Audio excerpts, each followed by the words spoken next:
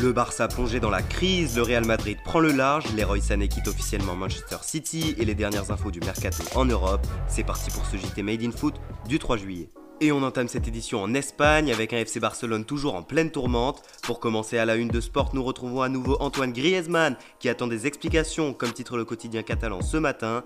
Le Français, laissé sur le banc pour les 2 derniers matchs, souhaiterait s'entretenir avec Quique Setién pour lui exprimer son mal-être et comprendre ses choix. Rappelons également, comme nous le relayons hier, qu'une réunion est attendue entre Maud Griezmann, sœur et agent du joueur, et les dirigeants catalans en début de semaine. Mais ce matin, c'est une véritable bombe lâchée par la Cadena Ser qui risque de faire couler beaucoup d'encre dans les prochaines semaines. Selon le média espagnol, Lionel Messi se poserait de sérieuses questions quant à son avenir à Barcelone.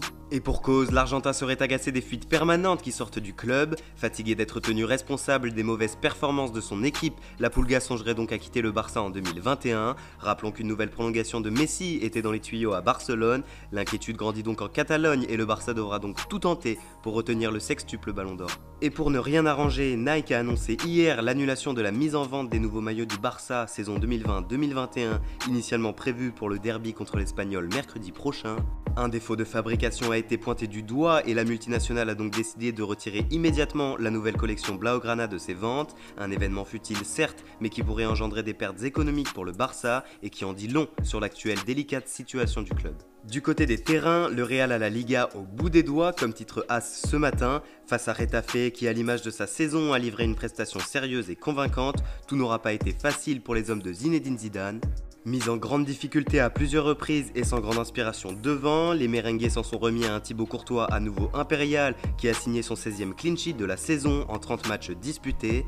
En fin de rencontre, l'infatigable Dani Carvajal ira obtenir un penalty justement sifflé par Monsieur Martinez Manuera. Sans trembler, Sergio Ramos viendra transformer le penalty et propulser le Real vers le titre de champion d'Espagne.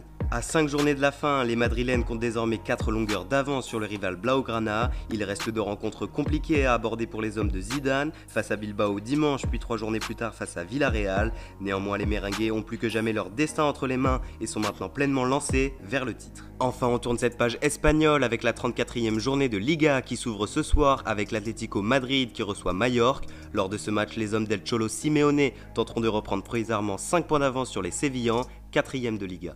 Sans transition, on file maintenant en Angleterre où s'est disputée la 32e journée de Premier League. Liverpool, tout juste champion, venait se frotter à son dauphin Manchester City. Les Citizens avaient à cœur de montrer tout l'étendue de leur talent et la mission est plus que réussie puisqu'ils auront claqué 4 buts aux Reds. De Bruyne, Sterling et Foden se sont illustrés avant qu'Oxlade-Chamberlain n'inscrive un contre son camp. La gueule de bois du champion titre le Daily Express ce matin, un champion qui s'est donc lourdement incliné 4-0.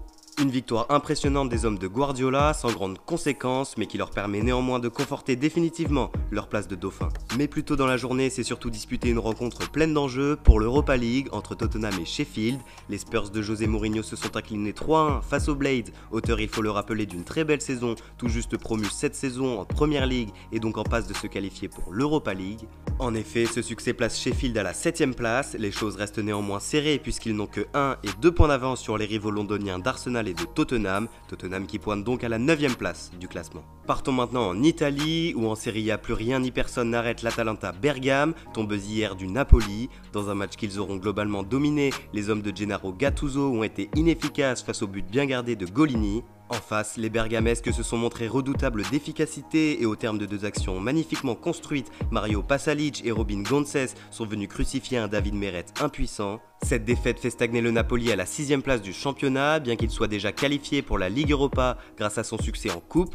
Désormais, Gattuso et ses hommes ont les yeux rivés sur Messi et le Barça avec le 8e de finale retour de Ligue des Champions qui les attend en août, comme le souligne le Corriere dello Sport ce matin. De leur côté, ce nouveau succès permet aux hommes de Gasperini de conforter leur 4e place qualificative pour la Ligue des Champions en prenant 12 points d'avance sur l'AS Roma.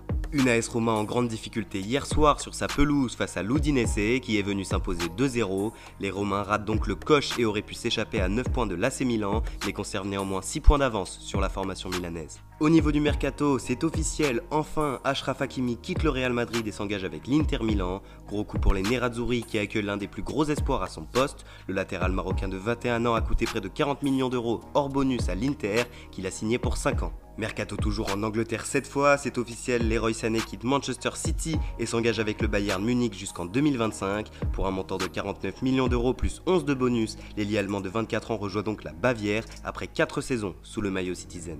Info transfert toujours en Angleterre, ce matin le quotidien catalan Sport avance que Thiago Alcantara serait très proche de rejoindre Liverpool. Les négociations seraient déjà bien avancées et un accord autour de 35 millions d'euros pour le milieu espagnol devrait être annoncé dans les prochains jours. En France, c'est officiel, Isaac Liadji quitte librement l'OM et s'engage avec le LOSC. L'attaquant de 18 ans signe son premier contrat professionnel avec les Dogs. Lille qui ne s'arrête pas là puisqu'ils ont également annoncé la signature du jeune Ousmane Simbakoli, 19 ans, et du milieu anglais de 18 ans Osvaldo Kapemba. Les Lillois semblent donc bien préparer leur avenir. Et dans le sens des départs, l'arrivée de Victor Osimhen au Napoli ne serait plus qu'une question d'heure. Le Nigérian aurait donné son accord aux dirigeants napolitains qui devraient débourser entre 70 et 80 millions d'euros pour s'attacher ses services. Dans le sud, maintenant c'est officiel, le jeune Stéphie Mavididi quitte la Juventus et s'engage avec Montpellier. Prêté cette saison à Dijon, l'attaquant de 22 ans rejoint donc le MHSC qui aura, selon les estimations, déboursé près de 6,3 millions d'euros pour s'attacher ses services. À l'OM, c'est officiel, le jeune latéral Nils Nkunku quitte le club et s'engage avec Everton. Libre de tout contrat, le joueur de 19 ans rejoint donc la formation de Carlo Ancelotti, avec qui il a signé pour 3 années. Enfin, on termine ce JT du côté des Girondins de Bordeaux. Mauvaise nouvelle, Paulo Sousa, l'entraîneur portugais, quitte son poste. Lassé par le peu de perspectives que lui offraient ses dirigeants, l'homme de 49 ans leur a donc indiqué ne plus vouloir poursuivre l'aventure en Gironde après un peu plus d'1 an à la tête du club. Merci à tous de nous avoir suivis, n'hésitez pas à vous abonner, commenter, liker la vidéo et à nous suivre sur les réseaux. Et quant à nous, on se retrouve demain pour un nouveau JT Made in Foot.